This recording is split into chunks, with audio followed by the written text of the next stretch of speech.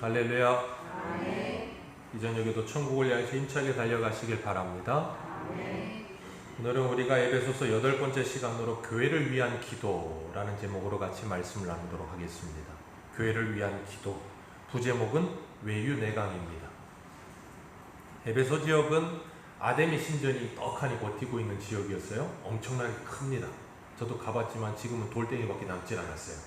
근데 그렇게 커다란 아데미 신전이 딱 버티고 있고, 에베소는 무역이 굉장히 활발한 도시였기 때문에 돈이 많았고 여러 인종이 몰려 살았고, 목욕탕, 그 당시에 헬스장도 있었어요.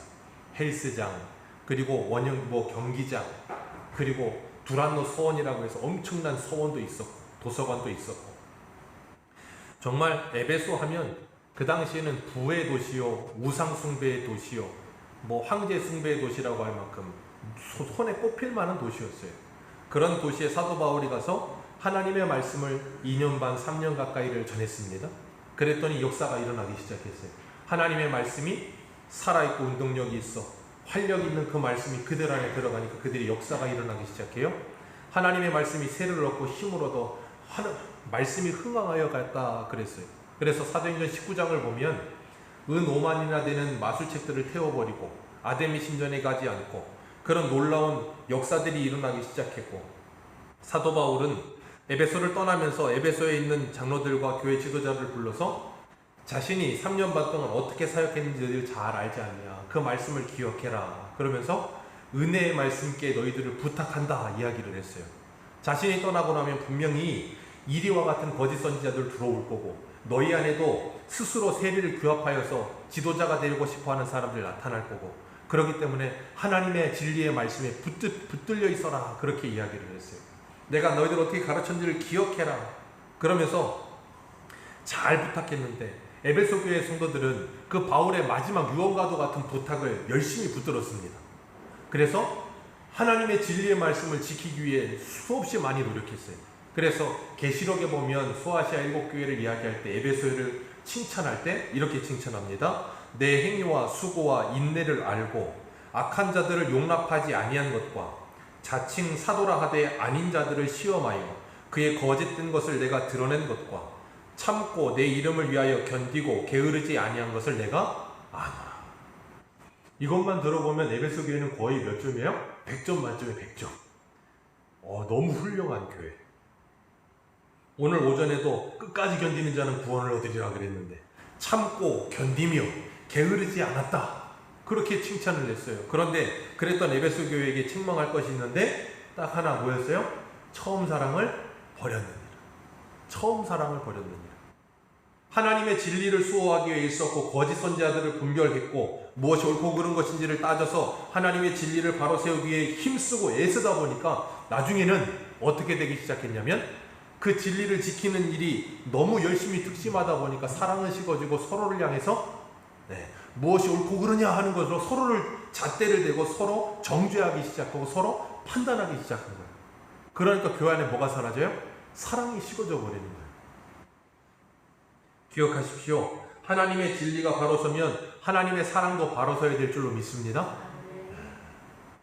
그래서 사도 바울은 그런 에베소 교회를 위해서 기도할 때 오늘 두 번째 기도거든요. 첫 번째 기도는 1장 17절입니다. 1장 17절을 한번 읽어볼까요? 에베소 1장 17절. 에베소서 1장 17절 같이 읽습니다. 시작. 우리 주 예수 그리스도의 하나님 영광의 아버지께서 지혜와 계시의 영을 너희에게 주사 하나님을 알게 하시고 너희 마음의 눈을 밝히사 그의 부르심의 소망이 무엇이며 성도 안에서 그 기업의 영광의 풍성함이 무엇이며 그의 힘의 위력으로 역사하심을 따라 믿는 우리에게 베푸신 능력의 지극히 크심이 어떠한 것을 너희로 알게 하시기를 구하노라. 아멘. 지혜와 계시의 영이신 성령이 너희들의 마음의 눈을 밝혀 열어주셔서 하나님을 알게 되기를 원한다. 하나님을 알게 되기를 원한다. 지금 에베소 교회에게 이 말을 하고 있는 거예요. 하나님을 알게 되기를 원한다. 그리고 하나님이 너희들을 부르신 그 부르심의 소망이 뭔지를 알기를 원하고, 너희들이 예수 그리스도와 함께 이어받을 그 기업의 영광의 풍성함이 뭔지를 알기를 원한다.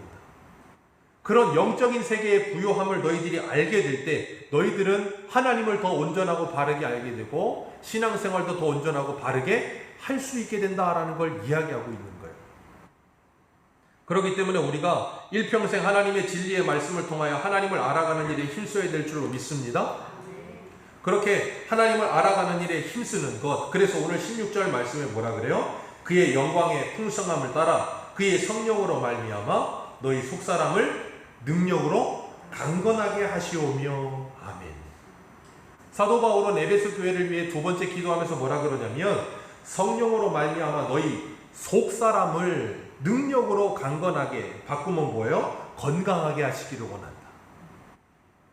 사도 바울은 에베소 교회를 위해 그걸 기도하고 있어요. 지혜와 계시의 영을 주셔서 마음의 문을 열어주셔서 하나님과 그 부르심의 소망과 그 기업의 풍성함을 알기를 원하고, 그리고 너희들 속사람이 건강해졌으면 좋겠다. 사도 바울은 에베소 교회가 그렇게 영적으로 그리고 속사람이 건강해지기를 원하는 것처럼 저도 여러분들의 속사람이 그렇게 건강해지길 주님의 이름으로 축복합니다. 우리의 겉사람은 어쩔 수 없이 아프고 병들고 죽을 수밖에 없어요.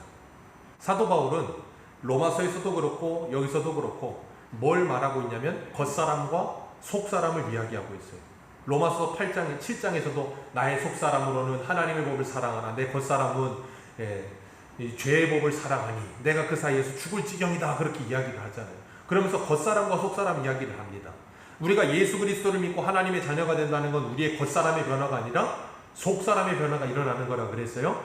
속사람이 새 사람이 되고 나면 겉도 깨끗해진다라고 주님께서 그래서 그릇에 겉을 깨끗하게 하지 말고 뭘 깨끗하게 해라? 속을 깨끗하게 해라, 그렇게 말씀하셨어요.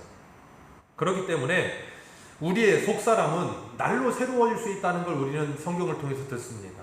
고린도후서 4장 16절에도 우리의 겉사람은 낡아지나 우리의 속사람은 날로 새로워지느니라. 겉사람은 낡아질 수밖에 없어요. 안 낡아지려고 하지 마십시오. 아무리 안 낡아지려고 애를 써도, 미국의 영화배우 데미 무어인가요? 전신 성형 수술을 했잖아요. 그분 나이가 지금 60이 된 걸로 알고 있는, 60 아직 안 됐나요? 제가 알기로는 거의 60 된 걸로 알고 있는데 전신 성형 수술을 했어요. 얼굴만 아니고 전신을. 왜? 젊어지고 싶어서. 근데 아무리 찢었고 아무리 땡겨도 어쩔 수 없이 늙습니다. 어쩔 수가 없어요. 그건 막을 수가 없어요. 그런데 우리의 속사람은 시간이 지나가면 지날수록 날로 새로워지고 날로 건강해지고 날로 활력이 넘칠 수 있다는 거예요. 2019년에 나온 아주 멋있는 영화가 하나 있어요. 그게 뭐냐면 교회 오빠라는 영화예요. 혹시 아십니까? 이건희 집사님이 대장암 4기에 걸려서 이제 죽음을 앞두고 있는 상황을 KBS 다큐멘터리에서 처음에 상영했었고, 그걸 이제 편집하고 이렇게 해서 영화에서 만들었던 게 교회 오빠라는 거거든요. 거기에 보면 멘트 중에 하나가 기억이 남는 게 있어요. 뭐냐면 그분이 대장암 4기였어요. 암을 통하여 하나님을 나는 암을 통하여 하나님을 알게 됐다는 거예요. 그리고 그분은 자기 딸이 하영이보다 어렸거든요. 그 딸 하나가 있는데 정말 간절하고 애끓는 마음으로 하나님께 기도하면서 뭐라 그러냐면 이 아이가 결혼할 때까지만, 이 아이가 초등학교 들어갈 때까지만 살아있게 해달라고. 근데 초등학교 들어가는 것도 못 보고 수천했어요. 저는 그 다큐를 보면서 와 하는 생각을 했어요. 야, 목사로서 정말 부끄럽다 하는 생각과 함께 너무 많은 도전을 받았어요. 야, 정말 저렇게 겉사람을 후패해가지고 저렇게 속사람이 너무나도 아름답고 영광스러워질 수 있구나. 너무 아름다워질 수 있구나. 그런 생각을 했습니다. 우리가 우리의 속사람이 건강해지는 일에 힘쓰는 것, 우리가 정말 우리의 삶을 통해 하나님을 알아가는 것, 그것이 얼마나 복된 건지 몰라요. 사도 바울은 에베소 교회를 향해 너희들이 그렇게 속사람이 건강해져서 하나님을 알기를 원한다고 기도하고 있어요. 에베소에는 교회 안에 유대인들도 있었지만 대부분이 헬라인들이었고, 헬라인 중에서 문벌 좋고 직업 좋고 이 경제적으로 유력했던 사람은 많지 않아요. 거의 대부분이 가난했고 또 노예들도 많았어요. 그런데 이 사도 바울은 그런 에베소 교회의 성도들에게 너희들이 그 노예의 신분에서 풀려나기를 원하고 너희들이 자유를 얻기를 원하고 너희들이 경제적으로 구해지기를 원한다고 기도한 적이 없어요. 기억하십시오. 사도 바울은 그들이 노예제도가 철폐되기를 위해 기도한 적이 없어요. 예수님도 노예제도가 무너지라고 타파하라고 사회운동을 하신 적이 없어요. 우리 한 군데만 읽어볼까요? 고린도전서 7장을 한번 보세요.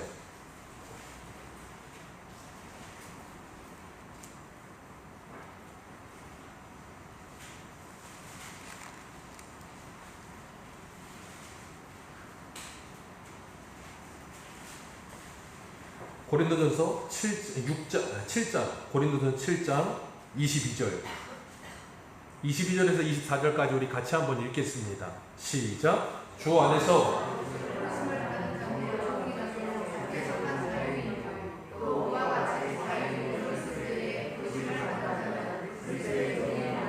너희는 값으로 사신 것이니 사람의 종이 되지 말라.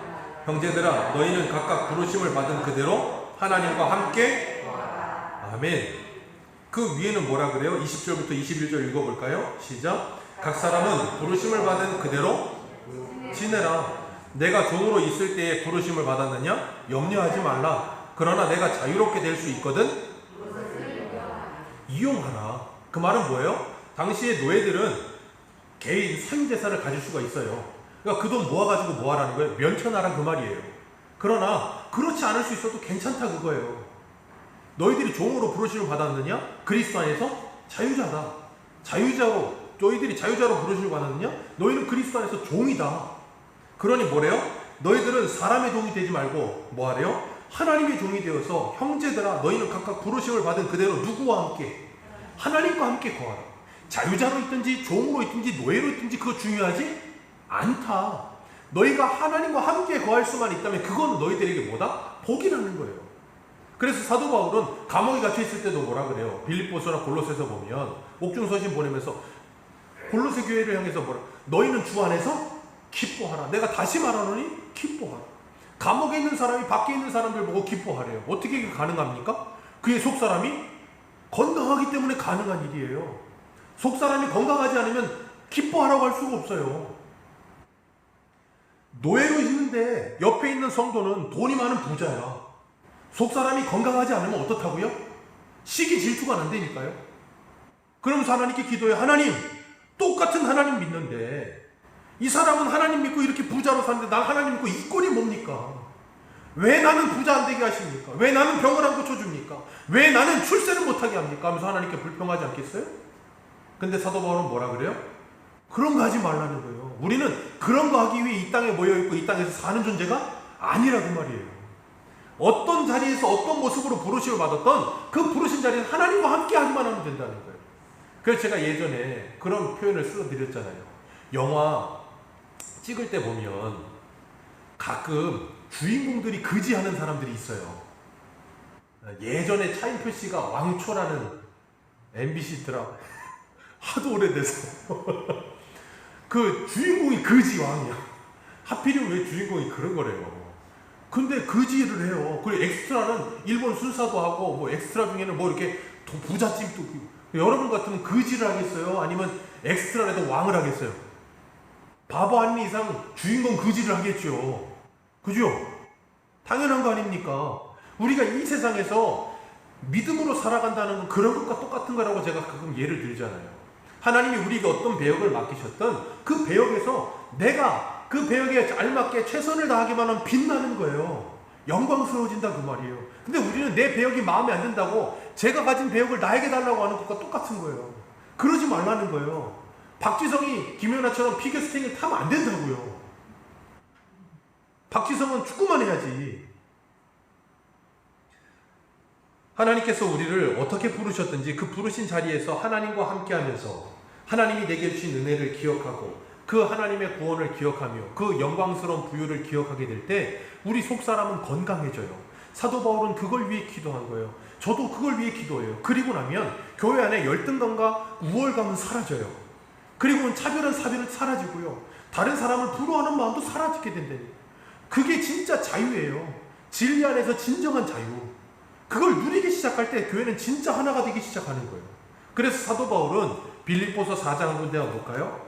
빌립보서 4장 12절 한번 읽겠습니다. 빌립보서 4장 12절 11절부터 한번 읽어보겠습니다. 4장 11절부터 13절입니다. 같이 읽습니다. 시작. 어떠한 형편이든지 나는 자족하기를 배웠노니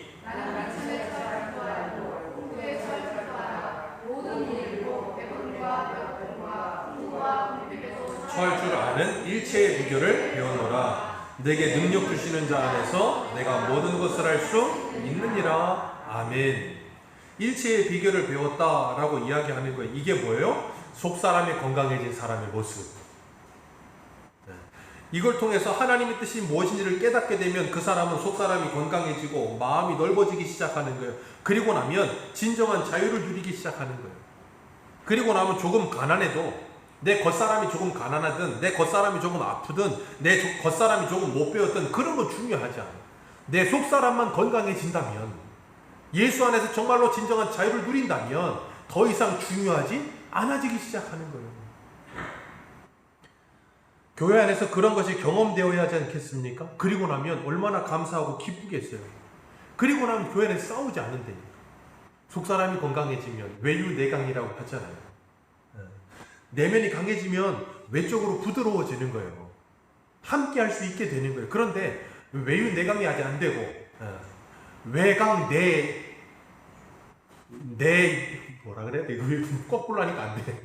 내유외강이 돼버리면 마음은 그냥 유리예요. 유리. 조금만 하면 깨져버리고 조금만 하면 상처 있고 조금만 하면, 그러니까 어떻게 속으로 자꾸 골마. 그러니까 겉이 고슴도치가 되는 거예요. 왜? 상처받기 싫다는 거예요. 그러니까 다른 사람 막 찌르고 화를 내고 막 그런 것만 하는 거예요. 왜? 속이 약하니까. 근데 속이 건강해지면 밖이 부드러워져요. 뭐든지 받아들일 수 있을 만한 그런 여유로움이 생긴다는 말이에요. 그렇기 때문에 하나님께서는 우리들에게 너희 속사람이 건강해야 된다라고 말씀하시는 거예요. 로마서에도 그렇고 고린도전서에도 그렇고 고기 문제 가지고 우상 문제 가지고 싸움이 일어나잖아요. 고기, 우상에게 드린 고기 먹어도 됩니까? 먹으면 안 됩니까? 제사 드린 머릿고기 먹어도 됩니까? 안 됩니까? 자, 돼요? 안 돼요? 안 된다는 분 왜 안 됩니까? 이유가 뭐예요? 된다는 분 왜 됩니까? 이유가 뭐예요? 기독교인은 이유가 중요한 사람들이에요. 이유 없이 된다 안 된다 하시면 안 되고 왜 안 되고 왜 되는지를 말씀하실 수 있어야 돼요. 자, 머릿고기 먹어도 됩니다. 아무 문제가 없어요. 왜요? 우상은 없어요. 감사함으로 먹으면 아무런 문제가 없는 거예요. 그런데 옆에 있는 사람이 그걸 보고 시험에 드네? 자, 먹어야 됩니까? 안 먹어야 됩니까? 죽어도 안 먹어야 되는 거예요. 입에도 대면 안 되는 거예요. 그걸 가지고 고린도 교회는 싸우잖아요. 우상은 없다. 아무 상관없다. 먹어도 된다. 한쪽은 먹으면 안 된다. 그거 어떻게 귀신 한테 드린 거 그거 그냥 재수 온 붙은 거 먹어. 어떡하려고 배 탈라고. 먹으면 안 된다. 싸우니까 바울이 뭐라 그래요? 먹든지 마시든지 무엇을 하든지 다 하나님의 영광. 그 말씀이 8장에서부터 이어져서 10장까지 가는 거예요. 로마서 14장에는 뭘 이야기해요? 내가 내 앞에 있는 형제가 시험에 든다면 포도주와 고기 평생 안 먹겠다 그런다니까요. 왜요? 내 형제를 배려하는 마음으로, 그를 사랑하는 마음으로. 그렇기 때문에 우리의 속사람이 건강해지면 다른 사람과 부딪히지 않고 싸우지 않아요. 근데 그러지 않으면 자꾸 싸워요. 그러니까 어떻게 돼요? 우리 고린도전서 한번 더 보겠습니다. 고린도전서 8장을 한번 펴보세요. 고린도전서 8장 1절과 2절, 3절까지.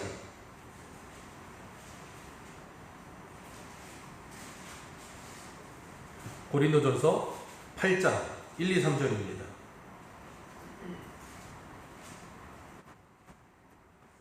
같이 읽습니다. 시작. 우상의 제물에 대하여는 우리가 다 지식이 있는 줄 아나 지식은 교만하게 하며 사람은 덕을 세우나니 만일 누구든지 무엇을 아는 줄 생각하며 마땅히 못하는 것이요 또 누구든지 하나님을 사랑하면 그 사람은 하나님도 아멘. 그 이야기 다음에 그 고기 문제가 쭉 나오는 거예요. 그리고 10장 가서 먹든지 마시든지 무엇을 하든지 하나님의 영광을 위하여 하라 그러면서 뭐라 그래요? 자유는 너희들이 아니고 너희들의 것이 아니고 다른 사람을 위해서 배려해라 그렇게 이야기한다고요. 그러니까 지식은 뭐 좀 하나 안다고 그거 가지고 자꾸 내 말이 옳다, 내가 맞다라는 걸 증명하려고 들지 말라는 거예요. 그걸 증명하려고 들면 어떻게 돼요? 상대방과 싸움이 일어나는 거예요. 그러면 그 사람은 뭐 한 거라고요? 아직 마땅히 알 바를 알지 못하는 거다. 뭘 알지 못해요? 지식은 교만하게 하며 사랑은 뭐 한다고요? 덕을 세우느니라. 38에 가깝게 구구단을 외자하니까 당황하셨습니까? 38에 24. 광땡이라고 해도 싸우지 마시라고요. 그거 가지고 싸우지 마시라고요. 제가 가끔 저번에 한번 예를 들었잖아요. 제가 쌍둥이 빌딩 보고 뭐라 그랬다고요? 63 빌딩. 영종도 촌놈이 서울에 사역하면서 2호선 타고 다니면서 삼성역에 있는 그 쌍둥이 빌딩 보고 서울 63 빌딩이라고 그랬는데 서울 사는 애가 야 저거 63 빌딩 아니야. 누가 이겼다고요? 목소리 큰 놈이 이기는 거예요. 제가 이겼어요 그걸. 영종 촌놈이 쌍둥이 빌딩 보고 63 빌딩이라고 얘가 나중에는 싸우다 안 되니까 그래 63 빌딩이야 그러고 지더라고요. 그러지 마시라고요. 그 앞에 앉아있는 사람들이 저를 뭐라고 생각했어요? 저런 무식이 철철 넘치는 놈 저거. 그러면서 얼마나 웃었겠어요. 그런 거 가지고 싸울 필요가 없는 거예요. 38에는 24인데 38 광땡이라고 한다고 해서 1 더하기 1은 2인데 1 더하기 1 가지고 책무이라고 한다면서 싸울 게 아니라 뭐 하라고요? 이해해 주라는 거예요. 이해해 주고 배려해 주라는 거예요. 왜? 조금 있으면 잘해요. 잘하면 알아요. 그리고 나면 저처럼 부끄러워져요. 그리고 나면 다시는 우기지 않는다니까. 근데 거기서 싸우고 막 박 터지게 막 그러고 있으면 어떻게 돼요? 지식은 교만하게 만드는 거예요. 결국은 싸우다 보면 멸시하기 시작해요. 그러면서 점점 우리 안의 마음은 하나님의 마음은 없고 사단의 마음으로 가득해져 버려요. 그래서 사랑은 허다한 죄를 뭐 한다고요? 덮는 일. 좀 받아주고 배려해 주라는 거예요. 옳고 그름을 증명하기 위해서 나의 옳음을 증명해내기 위해서 끝끝내 이겨내지 말라 그 말씀하고 있는 거예요. 그러면서 오늘 본문으로 돌아가 보실까요? 오늘 본문 어디를 보시냐면 17절과 18절 같이 읽겠습니다. 17절 18절 시작.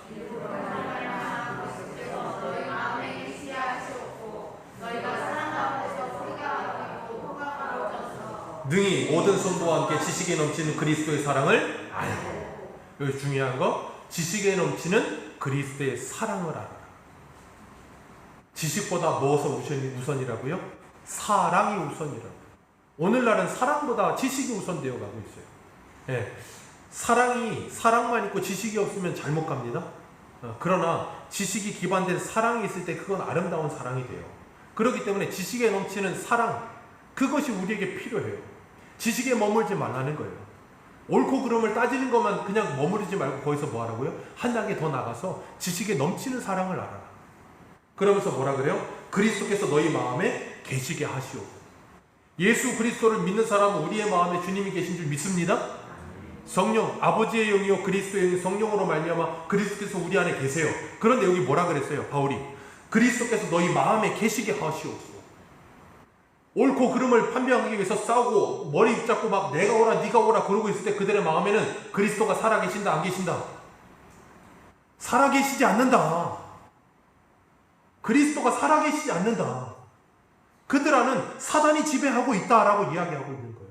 그러니 너희들의 마음에 그리스도께서 계시게 하고 그 사랑 가운데서 뿌리가 박혀 터가 굳어져서 지식에 넘치는 사랑으로 나아가게 되기를 원한다. 우리 새소망교회가 이런 아름다운 교회 되기를 주님의 이름으로 축복합니다. 이 앞에서 목사가 그런 목사가 되도록 기도해 주세요. 그리고 우리 모두가 서로가 그런 사람 되도록 기도해 주세요. 그럴 때 교회는 아름다워져 갈 거예요. 세상의 모든 교회들은 문제가 있습니다. 이 세상에 어떤 교회도 문제없는 교회는 없어요. 이 세상의 모든 집안에는 쓰레기가 존재합니다. 쓰레기 없는 집은 아무 데도 없어요. 그죠? 모든 집에 다 쓰레기가 있어요. 다만 그 쓰레기가 거실에 널브러져 있느냐 쓰레기통 안에 있느냐의 차이예요. 그죠? 깨끗한 집은 쓰레기가 쓰레기통 안에 있는 거고 더러운 집은 쓰레기가 쓰레기통이 아니고 잊지 말아야 될 자꾸 쓰잘데기 없는 데 있는 거예요.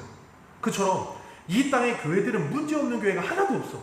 근데 그 문제를 있어야 할 곳에 잘 넣어놓고 쓰레기통에 보관하느냐, 아니면 자꾸 파헤쳐가지고 자꾸 문제 삼아서 자꾸 분란을 이루느냐, 그거의 차이인 것 뿐이에요. 교회는 문제없는 교회가 어디 있어요? 사람이 있는데. 하나님만 계시면 문제가 없어요. 사람이 있어서 문제가 생겨요. 어디를 가나 그래요. 생각해 보십시오. 지구상에 사람 발길이 닿은 곳에 쓰레기 없는 곳이 있는 거예요. 사람 발길이 닿으면 그 즉시 거기에 쓰레기가 넘쳐나기 시작해요.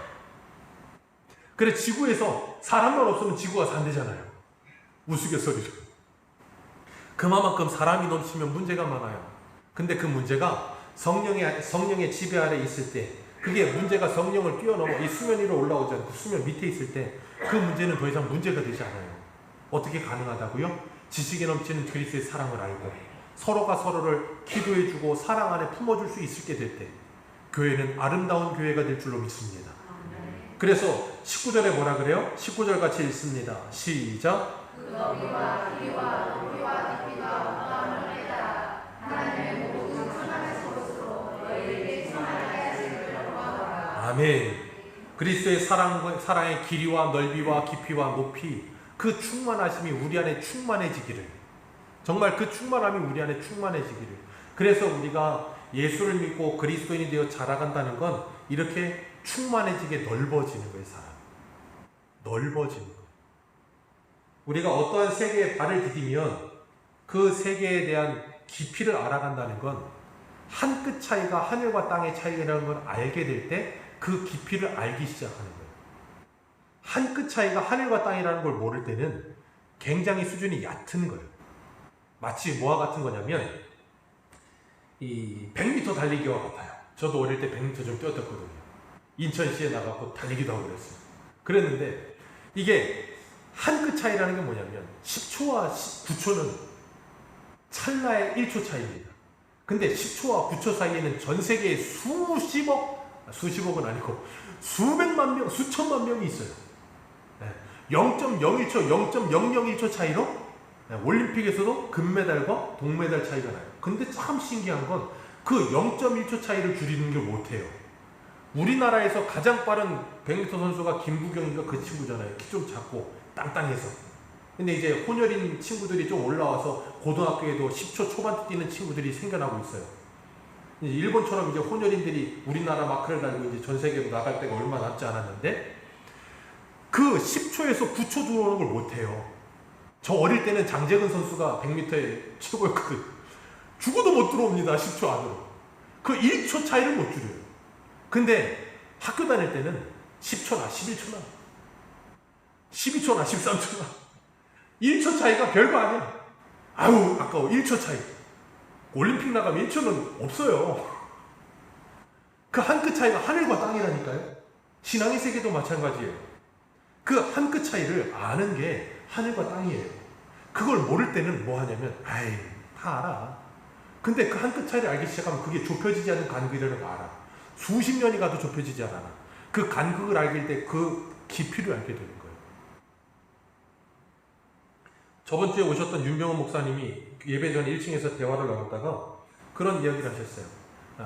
본인은 이제 늦게 신앙을 하시고 목회를 하셨는데 목회를 10년, 20년 그래서 원로 목사님 되신 분들이 존경스럽다. 그런 말씀을 하시더라고요. 아무 문제가 없이 돈과 권력과 여자와 어떤 추문과 문제 없이 20년 이상 목회를 하시고 은퇴하신다는 것 자체가 영광스럽고 존경스럽다라는 말씀을 하시더라고요. 그래서 저도 너무 그게 저도 존경스럽다 그런 말씀을 드렸어요. 그리고 저는 그걸 언제 깨달았냐면 훈련소에서 깨달았어요. 군대 가서 훈련소 갔는데 유격 훈련 받고 밤에 걸어오는데 야간 훈련을 합니다. 야간에 군해요. 정말 죽는 줄 알았어요. 태어나서 그렇게 힘든 적이 없었어요. 저 그거 하고 나서 딱 하나 깨달은 게 있어요. 앞으로 사회 나가면 대한민국의 모든 아저씨들을 존경하리라. 왜? 모든 아저씨들은 다 이거 했거든. 야 대단하다. 겉으로 보기에는 볼품없어. 키도 작고 별거 아닌 것 같은데 이거 다 했어. 해보니까 알겠어. 신앙의 세계도 마찬가지예요. 거기에 직접적으로 들어와서 신앙생활이라는 걸 해보기 시작하면 그 간격의 차이가 너무 크다는 걸 알게 되는 거예요. 사도 바울은 그걸 깨닫게 되기를 원하는 거예요. 그걸 깨달으면서 서로가 알아주고 배려해주고 존경해주고 이끌어주면서 교회가 하나 되어가면서 그리스도의 충만한 분량이 이르도록 자라가라는 거예요. 그래서 20절 말씀 우리 같이 한번 볼까요? 20절입니다. 시작. 우리 가운데 역사하시는 능력대로 우리가 구하거니와 생각하는 모든 것에 더 넘치도록 능하시리에게. 우리가 생각하고 구하는 것보다 더 넘치도록 능하게 하시는 하나님, 그 하나님의 그 넘치도록 주시는 은혜 때문에 우리가 여기 있는 줄 믿습니다. 우리가 기도한 만큼만 살았다면 우리는 못 살아요. 우리가 기도하지 않은 모든 부분에서 하나님이 모든 걸 다 합력하여 우리에게 여태까지 선을 베풀어 주셨기 때문에 여기까지 온 거예요. 그 하나님께서 우리들에게 그 은혜를 베풀어 주시며 21절 같이 읽습니다. 시작. 교회 안에서와 그리스도 예수 안에서 영광이 대대로 영원 무궁하기를 원하노라. 아멘. 교회 안에서와 예수 그리스도 안에서 영광이 대대로 영원 무궁하기를 원하노라. 아멘. 하나님께서 이렇게 사도 바울을 통해서 우리들에게 말씀하세요. 그러면서 뭐 하는가 하면 그 넘치도록 풍성하게 주실 이에게 교회 안에서 그리스도 예수 안에서 영광이 되도록 영원히 무궁하도록, 그리고 그 충만함을 알아가도록 내가 너희들을 위해 기도한다. 그리고 우리도 서로를 위해서 뭐 하라는 거예요? 그런 기도를 하라는 거예요. 교회가 서로가 서로를 위해 그런 기도를 할 때 교회는 어떻게 된다? 건강해진다. 외유내강이 일어나기 시작한다. 그러면서 점점점 성도들의 신앙의 깊이가 깊어져 가면서 뭐예요? 교회가 안정화되어 간다. 더 이상 문제될 일이 점점점 줄어들기 시작한다. 제가 그런 표현 써드렸죠. 지난주 주일날 큰 일이라고 하는 것, 사도행전의 말씀을 드리면서 말씀을 드렸어요. 하나님께서 하나님의 큰 일을 알게 하시고 나면 더 이상 세상 일이 큰 일이 되지 않는다. 더 이상 큰 일이 되지 않게 되기 시작하는 거예요. 그렇게 하나님을 알아가면서 그 사랑 안에서 모든 것을 견디며, 이 사도 바울이 에베소 교회를 위해 기도했던 것처럼 우리도 서로 이렇게 아름다운 신앙으로 자라기를 원하며 이 복음을 땅끝까지 증거하는 복된 하나님의 사람들로 살아가시기를 주님의 이름으로 축복합니다. 기도하겠습니다.